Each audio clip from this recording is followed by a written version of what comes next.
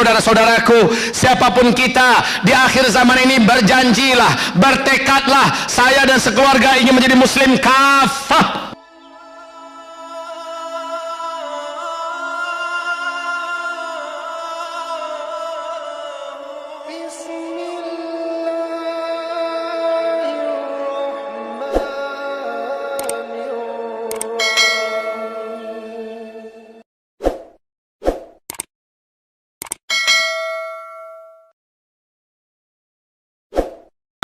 Ini fase penutup. Di sini kata Rasulullah, fase kelima, Islam akan kembali memimpin dunia dengan sistem khilafah. Dan Allah telah umumkan hal ini dalam Al-Quran, yaitu Quran surat An-Nur surat 24 ayat 55. Baik, pada masa ini kata Rasulullah, Islam akan total memimpin dan menguasai seluruh dunia 100%. Pada masa ini dunia bagaikan surga. Ini masa-masa aman. Semua keributan yang memuncak di penghujung fase keempat hilang sehilang-hilangnya di fase kelima. Alangkah indahnya fase kelima ini. Bahkan hewan-hewan dan bintang-bintang buas pun seluruhnya Allah jinakkan. Berjumpa dengan manusia seluruhnya seperti sudah menjadi binatang yang lama dipelihara dan jinak. Binatang-binatang paling berbisa pun akan jinak kepada manusia dan bisanya diangkat oleh Allah, dan harta kekayaan di muka bumi akan ditumpahkan ke permukaan bumi sehingga tidak ada satupun orang yang miskin pada fase saat ini. Amalan infak, wakaf, sedekah, apalagi zakat sudah ditolak oleh siapapun orang di muka bumi. Penjara-penjara kosong, rumah-rumah sakit tidak laku, orang Allah sehatkan semua. Penjahat-penjahat pada diri baik. Pilihan ketika itu masuk Islam atau tetap bertahan tanpa Islam dalam keadaan damai. Betul-betul aman, Pak. Tidak ada orang yang berkelahi dan bertumpah darah di sini. Ini yang kita rindukan. Dan sekarang orang-orang yang nggak ngerti agama takut nggak karu-karuan dengan khilafah Islam ini. Padahal ini sesuatu yang teramat sangat ideal dalam kehidupan dunia. Orang kaya semua, nggak ada penyakit. Abang nggak mau kayak gitu. Penjara-penjara kosong karena orang jahat udah bosan jadi orang jahat. Kaum muslimin kami muliakan, tapi kita hidup sekarang di sini. Nah, jembatan menuju kemari telah disebut oleh Rasulullah sallallahu alaihi wasallam. Jembatannya adalah wujudkan diri kalian menjadi mukmin haqqan di akhir zaman. Jadi nggak banyak teori lah. Nabi ternyata tidak banyak teori. Jadikan diri kita orang beriman, muslim kita muslim kafah. Rapatkan barisan kita dan berjuanglah semampu. Jangan bayangkan kita nggak punya teknologi militer untuk mengalahkan. Kita lihat Afghanistan, militer apa yang mereka miliki? Maaf, lihat Emirat Islamiyah Taliban, militer apa yang mereka punya? Kendaraan senjata apa yang mereka punya? Apa mereka punya drone? Apa mereka punya pesawat tempur? Tapi kok bisa mereka mengalahkan dua raksasa dunia? Betul tidak? Jadi kemenangan itu bukan di tangan manusia. Inna nasra biyadillah, kemenangan itu dari tangan Allah, bukan faktor tenaga, bukan faktor jumlah, bukan faktor militer, bukan faktor teknologi tempur, bukan, tetapi kemenangan itu dari Allah Subhanahu wa taala. Yang penting sosok manusianya mukmin haqqan. Itu yang paling penting, Pak. Mukmin haqqan. Allah akan turunkan para malaikat yang tak terkalahkan dan tak bisa mati. Bagi Allah itu sangat gampang. Sangat gampang. Dan ini berulang-ulang terjadi dan berulang-ulang terjadi. Di akhir zaman ini fase keempat menuju fase kelima, loncatannya adalah diisi oleh orang-orang beriman yang imannya hak, diisi oleh orang Islam yang Islamnya kafah. Maka wahai saudara-saudaraku, siapapun kita di akhir zaman ini berjanjilah, bertekadlah, saya dan sekeluarga ingin menjadi muslim kafah. Ini sudah akhir zaman, saya tidak boleh tanggung-tanggung lagi beragama, mestinya begitu. Keluarga saya, anak saya, istri saya harus menjadi keluarga Al-Quran. Maka satu keluarga memperbaiki cara baca Quran, mulai menghafal Al-Quran, dan mulai memasukkan anak-anaknya ke pesantren. Satu keluarga dan diri kita mulai merapat ke masjid-masjid, rapat dengan ahli-ahli ilmu yang lurus-lurus, dan rajin ke majelis-majelis taklim dan sebagainya. Rapatkan diri dengan agama. Pemenangnya di akhir zaman adalah, ya, terakhir, penutup. Bapak Ibu yang kami muliakan, kita kembali kepada COVID-19 tadi, atau novel corona baru yang membuat dunia serba ketakutan saat ini.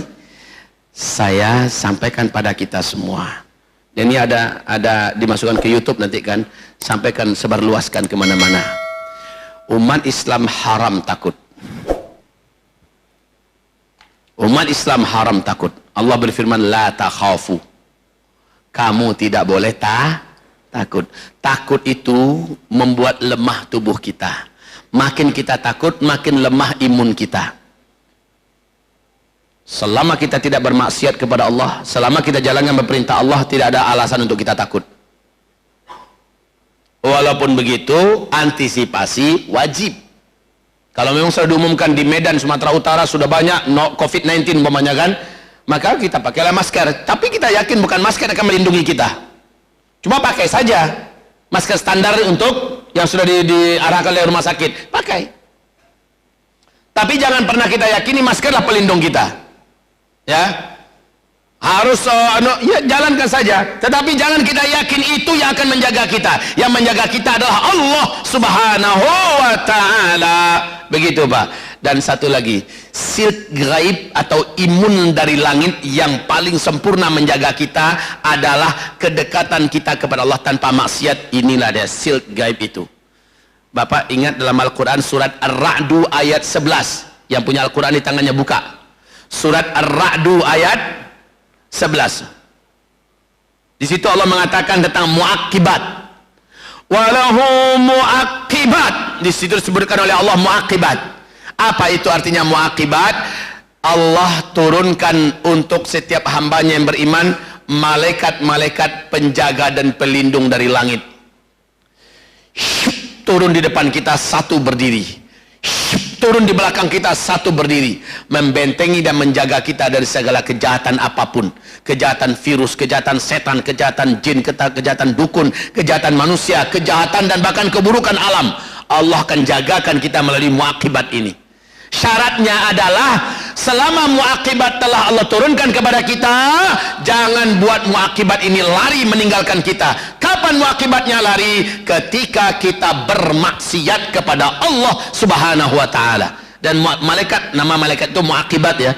Malaikat ini dengan cepat meninggalkan kita kembali. Secepat dia datang, secepat itu dia akan kembali meninggalkan kita. Umpama kita sudah baca zikir pagi-pagi tadi, selepas salat subuh, sebelum matahari terbit kita baca zikir. Zikirnya adalah la ilaha illallah wahdahu la syarikalah, lahul mulku wa lahul hamdu wa huwa ala kulli syai'in qadir. Kata Rasulullah, siapa yang membaca zikir ini di pagi hari 100 kali sampai petang hari nanti, apapun jenis kejahatan yang lahir dan batin dari langit dari bumi tidak akan tembus kepada orang ini. Lalu siapa yang membacanya di petang hari menjelang maghrib, dia baca lagi 100 kali, apapun kejahatan dan keburukan yang dari langit dari bumi dari malam itu sampai besok pagi tak akan bisa kena kepada orang ini. Dahsyat sekali itu Pak, baca la ilaha illallah. Tapi setelah kita baca, ternyata Allah sudah turunkan pelindung kepada kita, muaqibat. Ternyata kita pergi ke airport, mata kita melotot melihat ada paha yang tersingkap. Maka muaqibat ini kembali meninggalkan kita dan kita kosong tanpa perlindungan. Camkan itu baik-baik. Apalagi ada setan gepeng. Mana setan gepeng? Tutup pinjam. Ya, kita sudah baca zikir tadi, kita sudah baca doa perlindungan, ternyata melalui setan gepeng kita hancurkan silk gaib tersebut, perlindungan gaib itu dengan melihat yang haram untuk kita lihat, maka perlindungan itu pun menjadi hilang.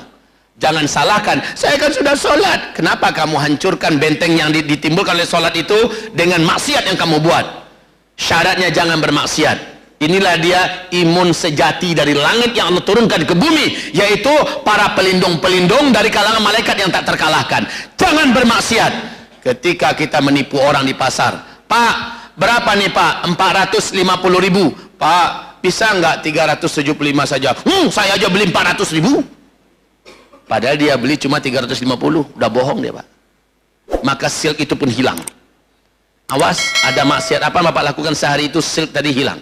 Pelindung tadi yang membentengi kita segala kejahatan apapun hilang. Jangan bermaksiat. Kalau begitu harus amalkan sunnah. Merapatlah kepada Allah, jangan bermaksiat.